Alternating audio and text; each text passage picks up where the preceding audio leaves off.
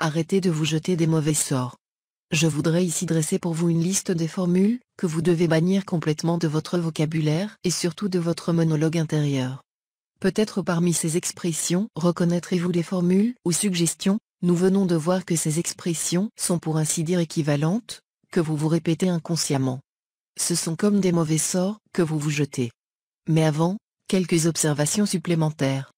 De tout temps, le pouvoir des mots a été reconnu. Pensez seulement à l'importance de la prière dans la plupart des religions.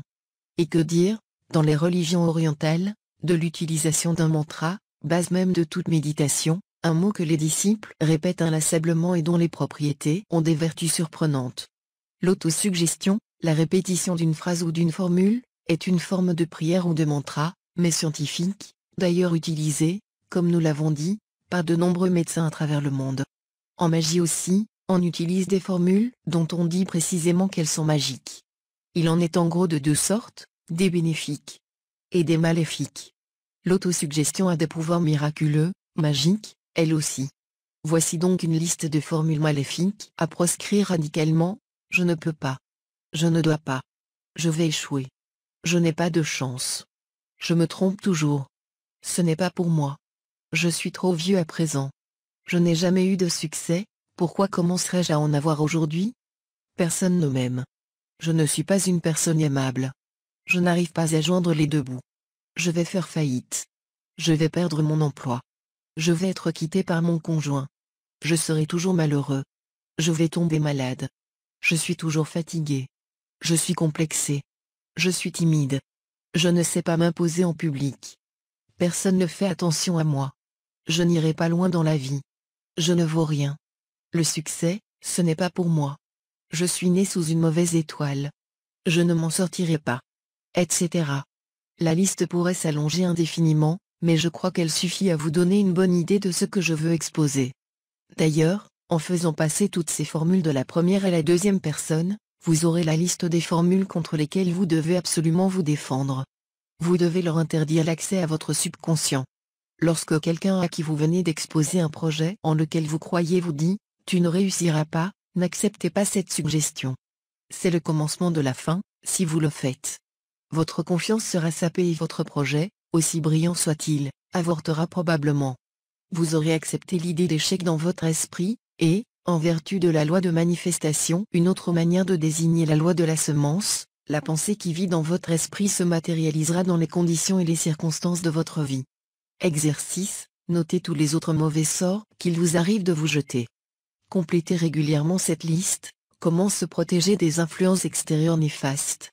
Non seulement vous devez faire attention aux suggestions involontaires dont vous vous nourrissez continuellement, et hélas le plus souvent de manière nocive, mais également et peut-être davantage à celles qui viennent des autres. On a vu précédemment l'effet désastreux qu'elles pouvaient avoir sur quelqu'un. Cependant, il n'y a pas lieu de s'affoler. Dans les cas que nous avons décrits, chaque fois, le sujet acceptait consciemment la suggestion extérieure négative. Là réside la source du mal. Car une suggestion non acceptée est absolument inefficace. Pour employer l'expression consacrée, elle glisse comme l'eau sur le dos d'un canard.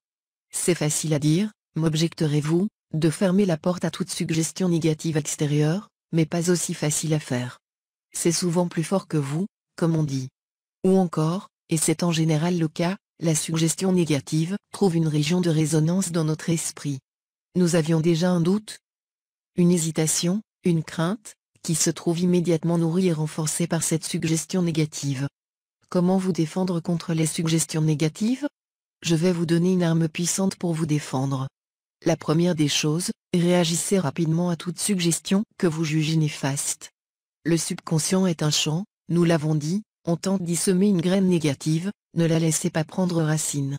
Mieux encore, utilisez une des grandes lois de l'esprit, la loi la plus efficace, non seulement pour combattre une tendance nouvelle, qui tente de s'implanter, mais même une très ancienne, qui vous semble faire partie de votre personnalité, c'est ce qu'on appelle la loi de la substitution. Lorsque quelqu'un ou que vous-même vous suggérez une formule négative, combattez-la victorieusement en la remplaçant aussitôt par la suggestion contraire et positive.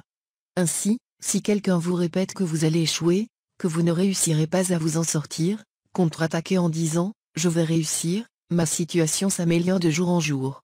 Nous examinerons dans la section suivante la manière de formuler des phrases positives. De même, si vous vous surprenez à vous répéter « je sens que je vais tomber malade », eh bien, les chances sont fortes pour que, en vertu des principes que vous connaissez maintenant, votre suggestion s'implante dans votre subconscient qui, docile, fera que l'idée de maladie se manifestera dans votre corps. Réagissez sans tarder. Dites-vous, par exemple, ma santé s'améliore de jour en jour. Demain, je me réveillerai en pleine forme et parfaitement reposé. Je ne saurais trop insister sur l'importance de ce point.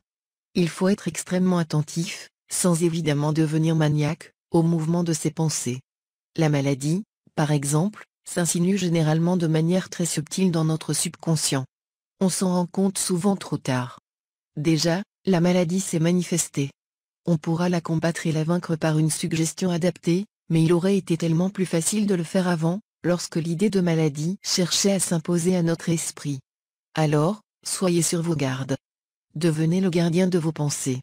N'oubliez pas, vous êtes ce que vous pensez. Pour vivre heureux, il faut penser bonheur. C'est une loi universelle, qui ne souffre pour ainsi dire aucune exception.